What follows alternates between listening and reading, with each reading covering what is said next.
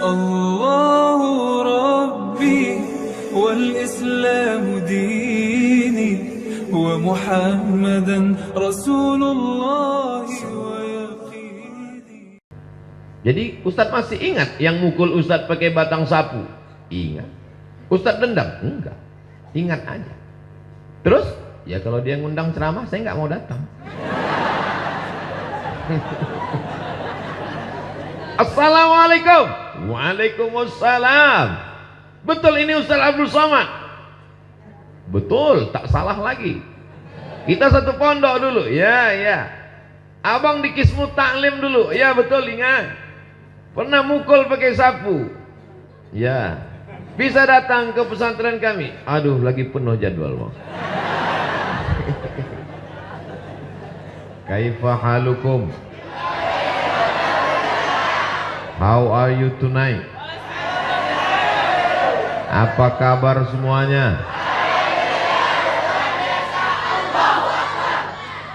Kumaha? Pripun kabare? Biado? Ba'a kaba? Aga kareba? Itu salah satu kelebihan santri.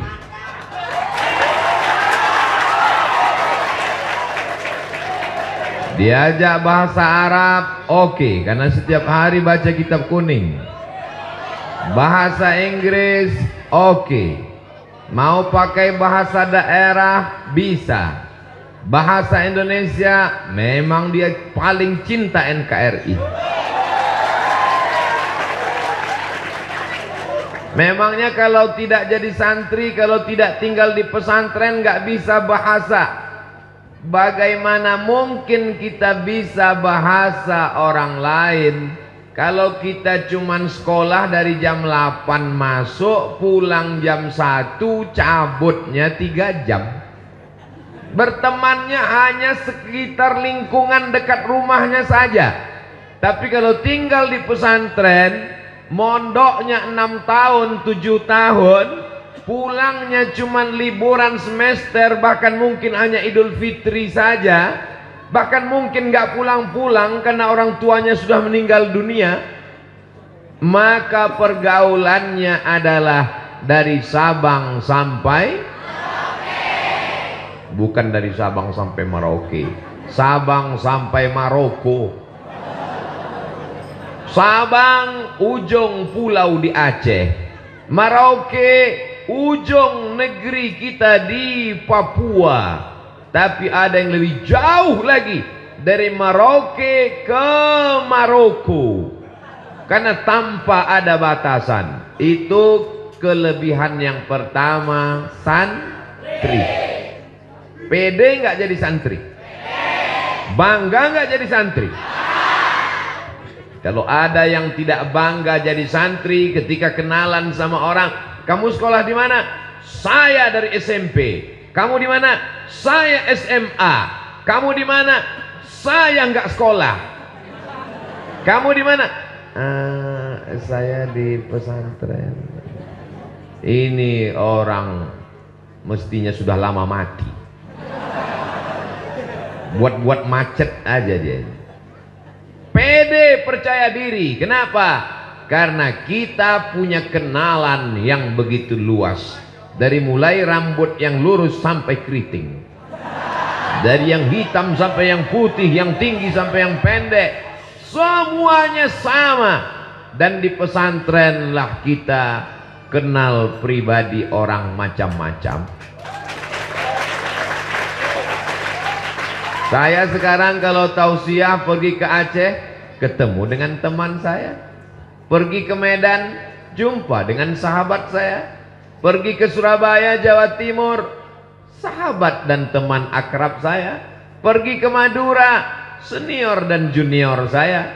Pergi ke Makassar, friend saya. Sampai ke Sorong, Papua, kawan-kawan saya semua. Kenapa demikian? Karena kita di pesantren punya pergaulan yang luas. Jadi anak-anak, adik-adik, saya mau panggil anak rasanya saya masih terlalu muda. Jadi panggil adik-adik aja lah. Jadi adik-adik sekalian yang selama ini bimbang-bimbang di pesantren, pesantren apa pulang? Pesantren apa pulang? Pesantren apa pulang? Pulang, pesantren, pulang, pesantren, pulang. Pulanglah. Kau pulang mau jadi apa? Mau berteman dengan siapa? Mau berteman dengan TV, mau berteman dengan warnet, mau berteman dengan boneka setan. Tapi kalau di pesantren, Masya Allah, Tabarakallah, dan di pesantren kita kenal sifat orang dari berbagai macam suku dan bangsa. Betul? Ketemu sama orang yang datang dari Jawa Barat, orangnya lembut, kumaha atuh damang. Ketemu sama kawan yang dari Medan, Sumatera, sini kau Sunda, sini. Ketemu sama teman yang datang dari Bandung, orangnya lembut.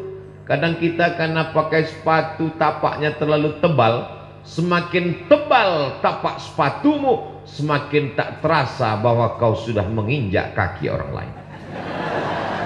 Bisa untuk update status besok pagi. Tapi orang dari Bandung, dari Garut, dari Cicalengka, dari Jawa Barat lembut. Kalau kakinya diinjak, punten, kakinya tolong jangan diinjak. Tapi kalau sama orang di Sumatera lain, begitu kakinya kena sedikit, kemana mata kau? Tapi kita tidak tersinggung. Kenapa? Karena kita sudah kenal. Satu kamar, sama-sama makan, sama-sama jalan, sama-sama satu kelas. Tak kenal maka tak sayang, tak sayang maka nggak ngutang. Saya tidak pernah tersinggung dengan teman-teman saya yang datang dari Pulau Sumatera, dari Medan, dari Aceh, dari Minangkabau, dari Sumatera Barat. Saya juga paham dengan teman-teman saya yang datang dari Bandung, dari Pulau Jawa. Kenapa? Karena memang karakternya macam-macam. Mengapa orang di Sumatera itu kalau ngomong keras dan kuat? Karena cabenya banyak. Dia kalau makan cabai dia wah mana ini? Kenapa mereka kalau ngomong itu keras? Karena tinggal di gunung anginnya kencang. Nikahlah orang Sumatera sama orang Jawa Barat. Mas, Aa, tolong diangkat jemurannya. Hujan turun. Begitu mau diangkat udah basah. Orangnya lembut, orangnya baik, orangnya sopan, orangnya santun. Kalau nunjuk pakai jempol. Tapi kalau kami nunjuk pakai. Tapi saya tidak tersinggung. Walaupun dia pakai jempol, walaupun dia pakai telunjuk. Kenapa? Karena kita sudah mengenal budaya masing-masing dari penggunaan kata. Mungkin di sini orang tidak pakai kau, karena kau itu kasar. Di sini kalau kamu itu apa pakai? Hah?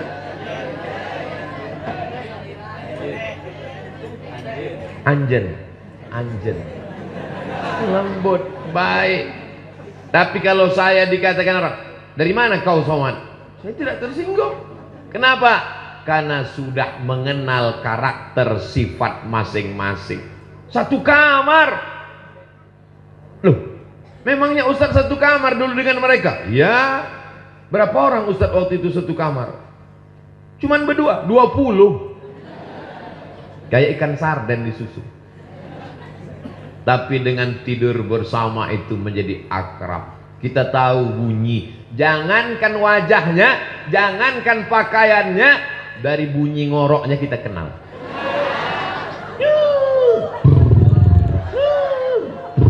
Kita tahu. Oh, jangan. Saking akrabnya, saking dekatnya. Begitu juga ketika kita makan di tempat ruang makan, kita tahu, oh si Anu makanannya bumbu pecal, Oh si anu pelitnya minta ampun. Oh si anu bakhil bin medit. Semua sifat-sifat ini kita kenali. Jadi yang pertama yang paling penting adalah mengenal sifat orang. Untuk belajar ini perlu ilmu komunikasi 2 SKS.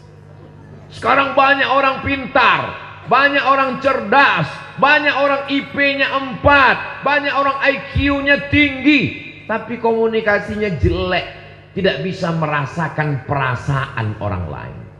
Karena rasamu bukan rasaku. Tapi kalau kita di pondok, kita sudah nyantri, kita tahu perasaan orang. Kenapa? Sama-sama bangun pagi, sama-sama ngantri.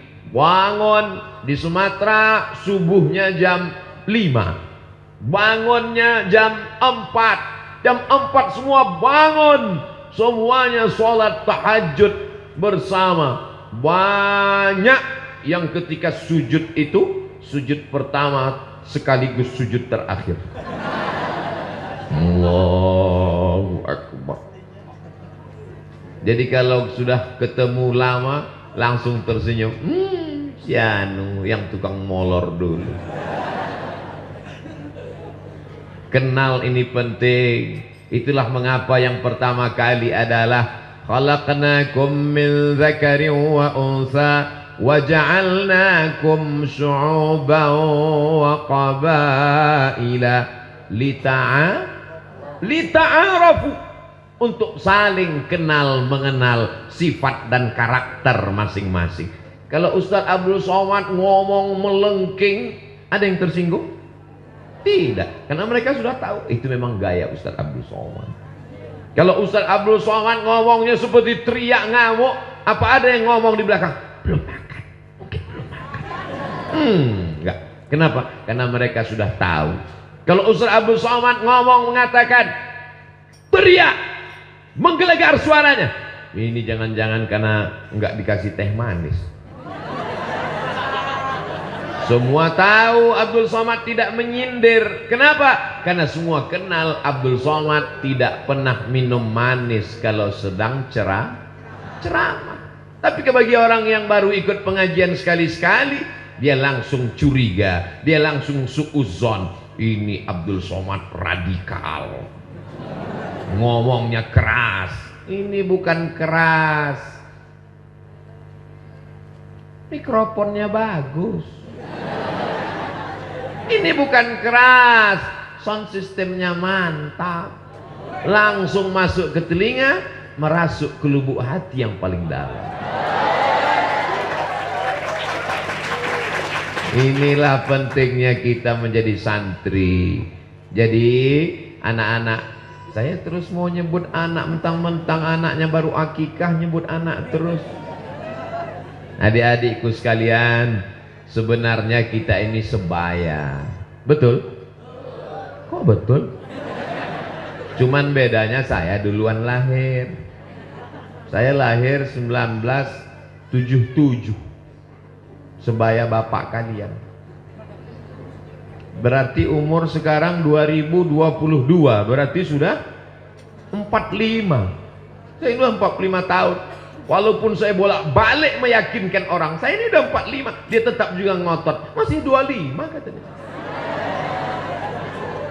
Kata jamaah dalam hati, ustaz aja yang kepedean. Tidak ada suuzon karena kita sudah saling kenal. Tadi ibu Nyai di atas, ibu saya, ibu kita semua. Ternyata beliau nonton kajian Ustadz Somad pagi, petang, siang, dan malam. Saya datang kemari karena doa ibu. Beliau yang mendoakan saya. Maka tadi ketika ketemu, emak saya sudah meninggal, Bu. Doakan saya supaya istiqomah iman dan Islam. Doakan saya supaya hati saya tidak dirusak oleh sum'ah, oleh ujub, oleh merasa hebat. Apa enggak merasa hebat? Kiai aja duduk di bawah, saya duduk di atas. Ini Ustaz Abdul Somad katanya mengajarkan kita harus hidup setara, sama santri, sama-sama tidur di lantai, sama-sama satu penderitaan. Tapi Ustaz sendiri setelah tamat dari pesantren, Ustaz malah duduk di atas, nggak sopan. Disuruh panitia supaya tampilan kameranya bagus. Nah, dipasang maka di atas, bagus kan? Coba kalau saya duduk di bawah. Tapi saya duduk di sini sementara. Setelah itu kursi diangkat. Nggak mungkin sama-sama saya diangkat. Dan santri tidak ada yang tersinggung. Nggak usah kita dengar ini ceramah Abdul Somad. Orangnya nggak sopan. Masa guru kita, kiai kita, ajengan kita di bawah, dia di atas. Karena semuanya saling paham. Suami dengan istri bisa hidup bersama karena sama-sama paham. Hubungan kita bisa bertahan lama, berteman di pesantren, bersama di surga. Kalau kita bisa saling memahami. Sekarang penyakit manusia ini su'ut tafahum. Jelek, tafahum salah paham, salah dengar, salah ngomong, salah ngerti, karena tidak saling mengenali. Dunia saling kenal mengenal itu adalah dunia pesantren. Dari mulai cara tidur, bangun tidur, olahraga, belajar di kelas, baca kitab, suara, mohon maaf, baunya pun kita kenal. Pejam mata langsung kita cium, si Anu, si Anu. Kenal, kenapa? Karena berteman dan bersahabat lama. Dan kalau di pesantren tidak ada jaim-jaiman. Betul? Kita kenal.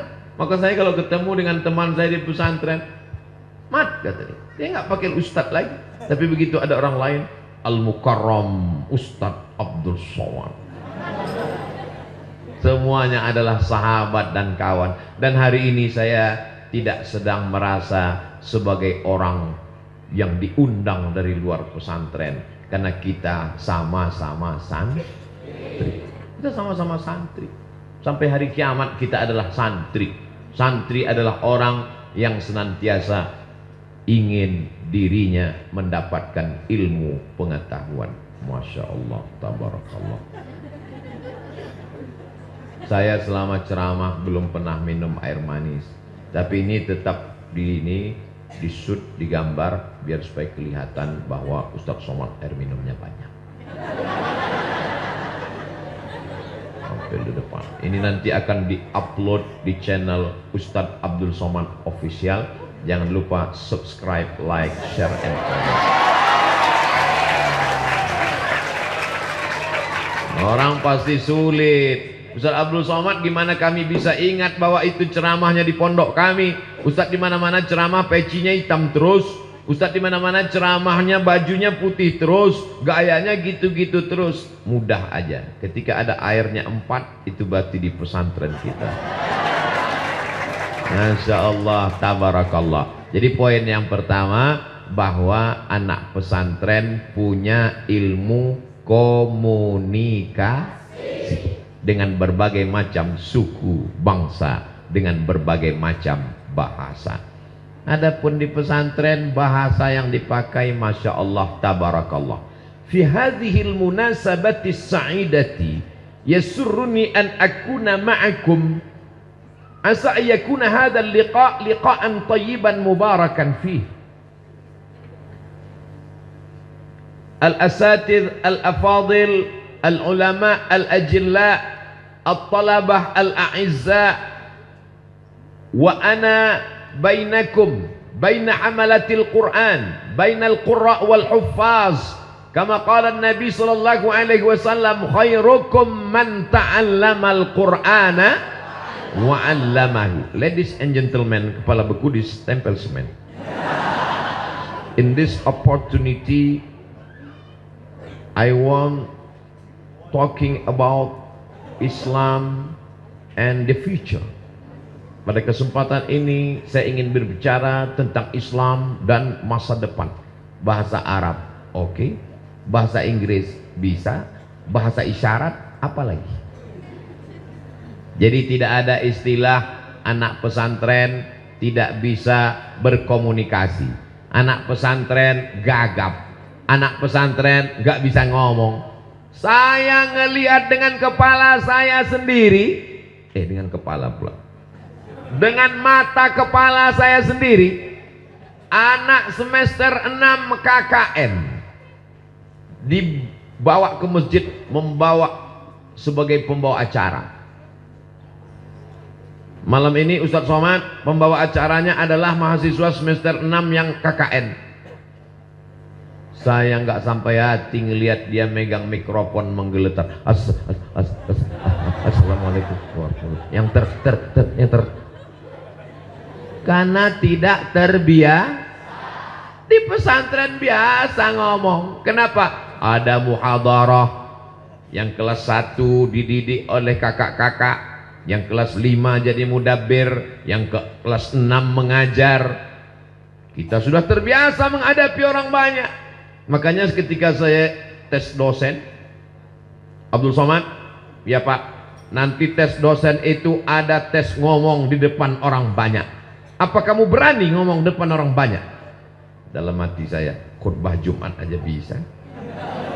Khutbah Jumat kan jamaahnya banyak. Dalam mazhab Syafi'i paling tidak 40 orang. Sementara di kelas cuma 25 orang. Rupanya mereka mau ngetes. Ini Abdul Somad bisa ngajar apa enggak? Masuk ke dalam kelas. Ini yang di dalam kelas ini semuanya mau ngetes kita. Mata dia ngelihat kita terus. Dia anggap kalau dia melotot kita grogi. Bagaimana supaya kita waktu di depan ngajar itu menggigil ketakutan? Dianggap kalau kita lama-lama dipelototin, diliatin, kita udah biasa dipelototin di pesantren. Masa iya biasa dipelototin di pesantren Pak Ustadz? Ya, digundul udah, ditempeleng udah, dipukul pakai batang sapu udah, mau digundul lagi rumput belum tumbuh. Akhirnya hukumannya gimana? Berdiri di pinggir jalan, pakai papan tulis, ditulis di depan, inilah santri yang paling banyak melanggar peraturan. Semua yang lewat melotot. Maka kita sudah terbiasa dipelototi orang. Mungkin dalam hati adik-adik, lo aja kali. Jadi kalau cuma dipelototin 25 orang di dalam kelas pas latihan ngajar, biasa guys.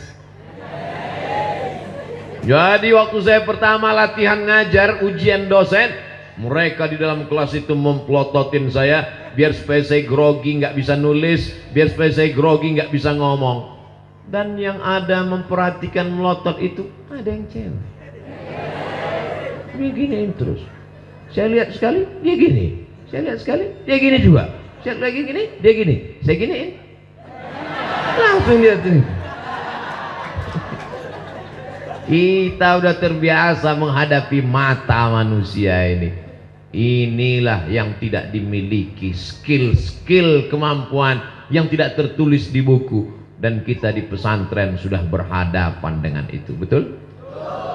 Cuman pesantren zaman sekarang, anak-anakku kalian, anakku lagi, adik-adikku kalian, nasib kalian bagus. Sekarang tidak lagi ada cubit jewer aja nggak ada. Kenapa? Kalian dilindungi oleh Komisi Perlindungan Anak. Zaman kami dulu komisi itu belum ada. Pakai batang sapu. Ini tangan ini nggak terhitung berapa kali kena batang sapu.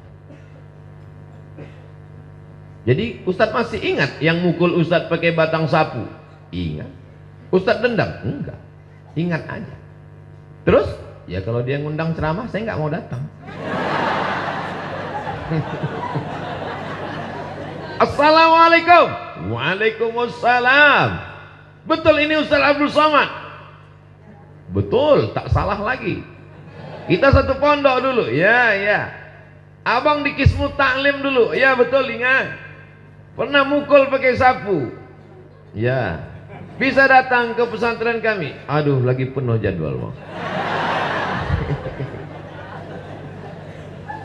Masya Allah, tabarakallah. Jadi kita di pesantren dilatih mental untuk berhadapan.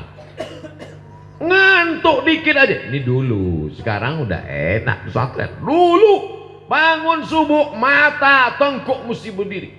Begitu setan datang membawa kipas. Nina Bobo, oh nih. Itu setan zaman Ustadz. Itu setan zaman Abdul Somad dulu. Setan zaman sekarang nggak nyanyi lagi, langsung bawa AC.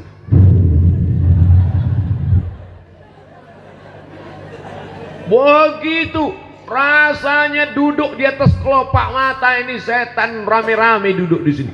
Beratnya minta ampun. Sudah diginikan. Tetap juga lagi, ya Allah, gimana? Akhirnya tuh datang kakak kelas 5 dari belakang bawa sajadah. Kum.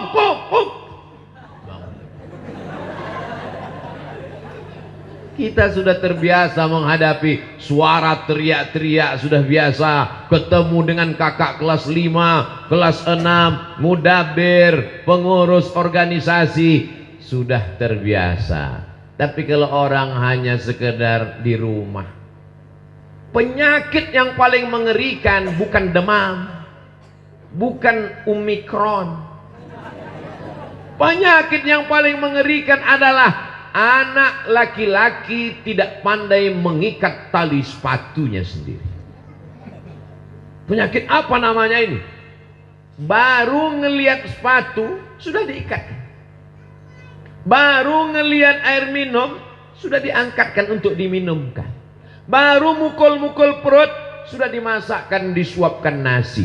Dia tidak pandai berusaha untuk hidup. Walaupun kehidupannya ada, orang tuanya mampu, duitnya banyak, tapi dia tidak pandai mengelola hidup. Kita di pesantren, mana ada cerita anak pesantren santri nggak bisa ngikat tali sepatu. Kalau sudah pukul lonceng, teng, semua mesti siap masuk kelas. Disiplin, on time, tidak boleh ada terlambat. Terlambat berdiri, kena hukuman. Wafi kesakitan, penderitaan itu membuat kita menjadi disiplin seperti tentara, seperti polisi, angkatan laut dan udara. Betul? Ini buktinya. Coba kalau Ustadz Somad ceramah di tengah masyarakat umum, baru ngomong 5 menit, takbir. Habis itu. Tapi di pesantren semangat luar biasa. Kenapa? Karena di pesantren diajarkan disiplin. Ini yang kedua. Yang pertama tadi adalah mengenal sifat manusia dari berbagai macam suku dan bangsa. Yang kedua adalah disiplin. Mana ada perempuan tiba-tiba nyasar ke tempat laki-laki, dan tidak ada laki-laki yang nyasar ke tempat. Ada sebagian. Itu untuk mengawal jalan Abdul Somad. Ini disiplin. Di pesantren jelas jenis kelaminnya, laki-laki, perempuan. Sekarang banyak orang yang tidak jelas jenis kelaminnya. Gagah, kumis melintang, berotot. Begitu ditanya, di mana Jalan Jenderal Sudirman? Di sana. Nggak jelas, karena tidak dididik dengan disiplin. Pakai peci, aku laki-laki. Pakai koko, aku laki-laki. Pakai kain sarung, aku laki-laki. Pakai jilbab, aku perempuan. Abdi teh perempuan atuh? Hah? Istri. Jelas, disiplin inilah yang luar biasa. Tidak ada satupun yang kelihatan rambutnya. Di dalam ditutup pakai khimar. Khimar, kain yang menutup rambut. Saya sebetulnya mau ngasih tahu bahwa saya tidak gundul. Setelah ditutup, dia lihat tidak ada rambut satupun yang keluar, dirapikan, barulah dipakai kain panjang, hijab, orang kita menyebut jilbab, panjang, menutup, tertutup